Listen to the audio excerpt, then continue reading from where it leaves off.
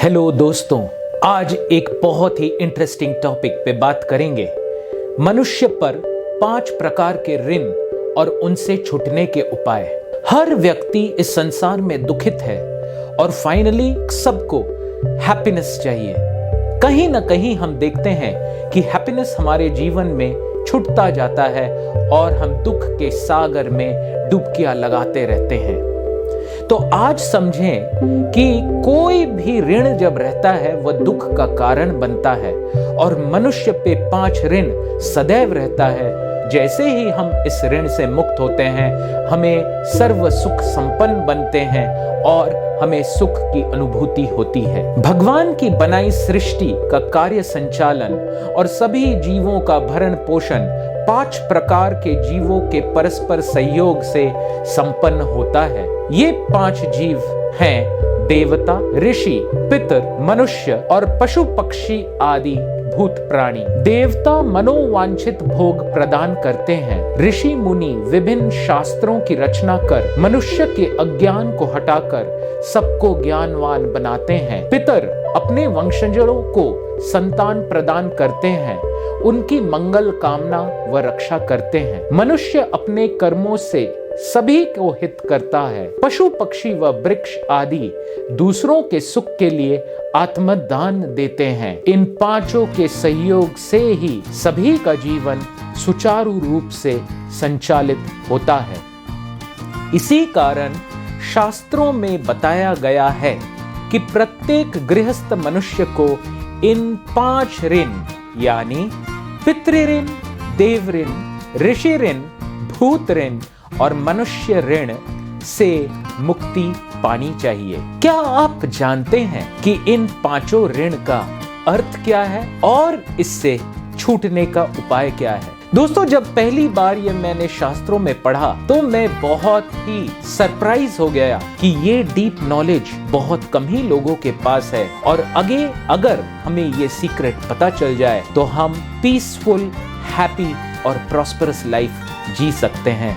तो चलिए दोस्तों, शुरू करते हैं पितृ ऋण के साथ। मनुष्य का शरीर माता पिता के रज और वीर्य से बनता है। माता के दूध और पिता द्वारा कमाए गए धन से उसका भरण पोषण और पालन पोषण होता है। माता पिता के धन से ही वो शिक्षा प्राप्त करता है। माता ही बच्चे की प्रथम पाठशाला होती है, वही बच्चे को संस्कार देती है। माता पिता हर संभव तरीके से बच्चे की रक्षा करते हुए उसे बड़ा करते हैं। इस तरह पुत्र पर माता पिता का और माता पिता पर दादा दादी का और दादा दादी पर परदादा परदादी का ऋण रहता है। परंपरा से प्राप्त होने वाली इस पितृ ऋण से मुक्त होने के लिए मनुष्यों को अपने पितरों के नाम से जीवन भर श्राद्ध व तर्पण करना चाहिए।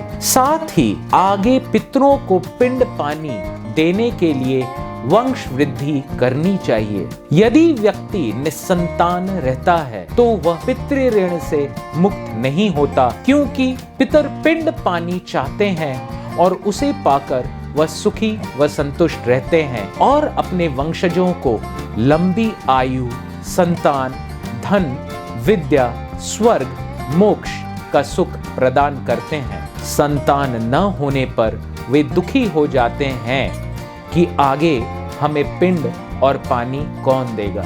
लेकिन दोस्तों, एक बात याद रखिएगा, जो भगवान का शुद्ध भक्त बन जाता है वो ऑटोमेटिकली ये 5 ऋण उस पे लागू नहीं होते, चाहे उसका संतान हो या न हो। वो सारे उपाधियों से सर्वोपाधि विनिर्मुक्तम और सब ऋणों से ऑटोमेटिकली मुक्त हो जाता है। तो ये सब ऋण एक शुद्ध भक्त पे अप्लाई नहीं होता है। दूसरा प्रकार का ऋण है देव ऋण।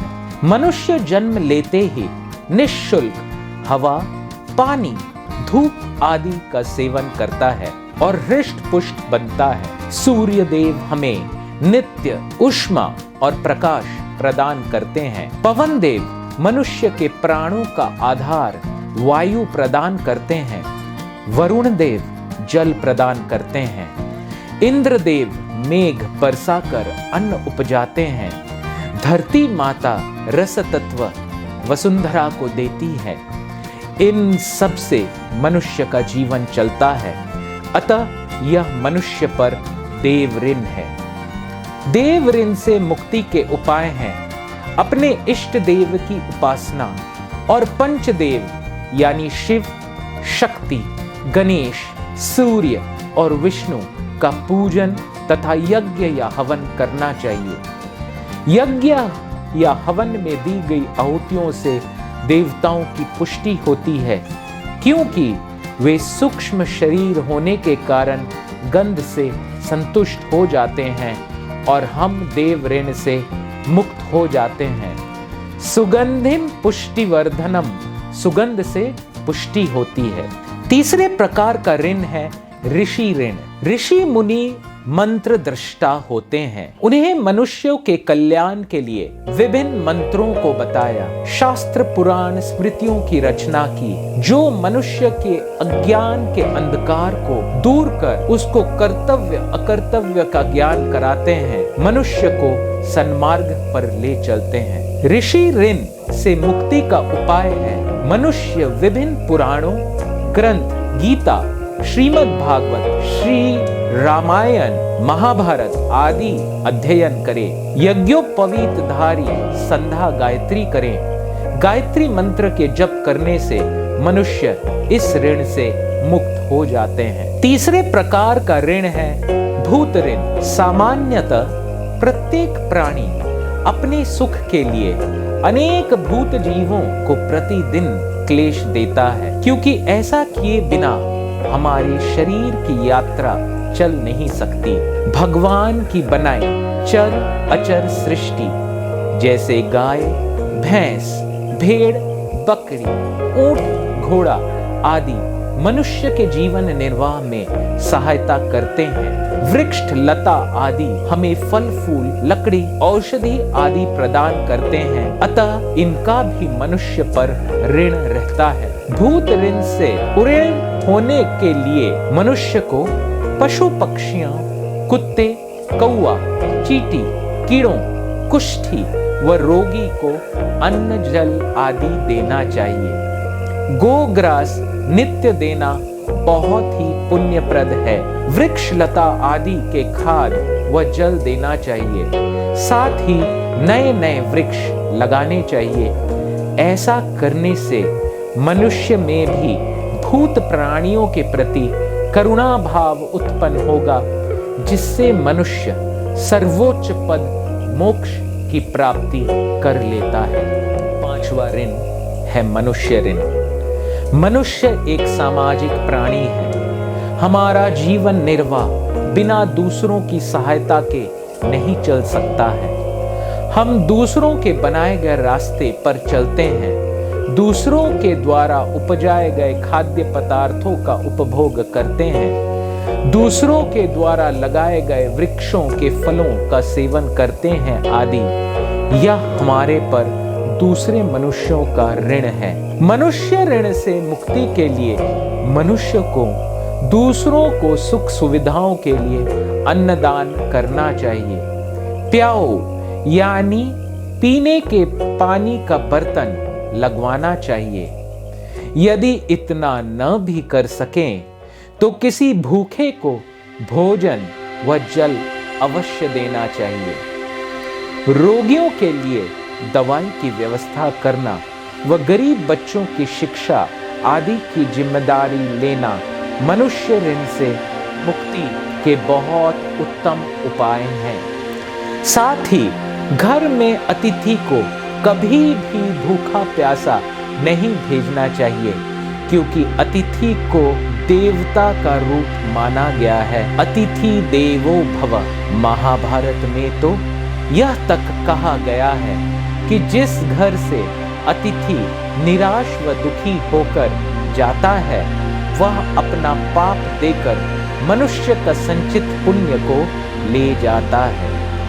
भूत यज्ञ और मनुष्य यज्ञ करने से सभी प्राणियों के प्रति वासुदेव सर्वमिति का भाव जागता है, जिससे परम धाम की प्राप्ति होती है। गीता के 6 चैप्टर के 30 श्लोक में भगवान कृष्ण बोलते हैं, यो माम पश्यति सर्वत्र सर्वच मयि पश्यति तस्याहं न प्रणश्यामि स च मे न प्रणश्यति।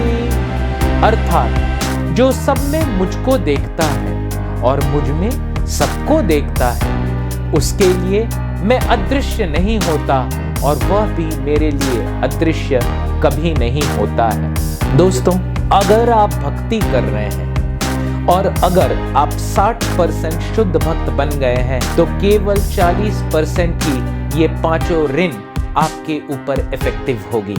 अगर आप 0% भक्त हैं तो 100% ये 5 ऋण आप पर इफेक्टिव होगी। और अगर आप 100% कृष्ण के शुद्ध भक्त बनते हैं तो ये 5 ऋण से 100% मुक्ति आपकी हो जाएगी। श्रीमद् भागवतम के 11वें स्कंद के 5वें चैप्टर के 41वें श्लोक में कहा गया है, ये 5 ऋण केवल गृहस्थ मनुष्य पर लागू होते हैं। और भागवत के इस श्लोक में कहा गया है, जो सारे कार्यों को छोड़कर संपूर्ण रूप से शरणागत वत्सल भगवान की शरण में आ जाता है, वह देव, ऋषि, प्राणी, कुटुंबजन और पितृऋण इनमें से किसी का भी ऋणी और गुलाम नहीं रहता है। तो दोस्तों, क्या लगता है हमें भगवान की भक्ति करनी चाहिए या नहीं? और पूर्ण रूप से भगवान की शरणागत होकर हमें शुद्ध हृदय से भगवान की भक्ति करनी चाहिए, जिससे हम सारे ऋणों से तत्काल मुक्ति प्राप्त कर सकते हैं और भगवत धाम के तरफ अग्रसर हो सकते हैं। अगर आपको इस कंटेंट में वैल्यू लगा तो कृपया कमेंट बॉक्स में जरूर लिखें और अपने व्यूज एक्सप्रेस करने में शर्माएं नहीं, बिल्कुल लिखें। आपको बहुत बहुत धन्यवाद।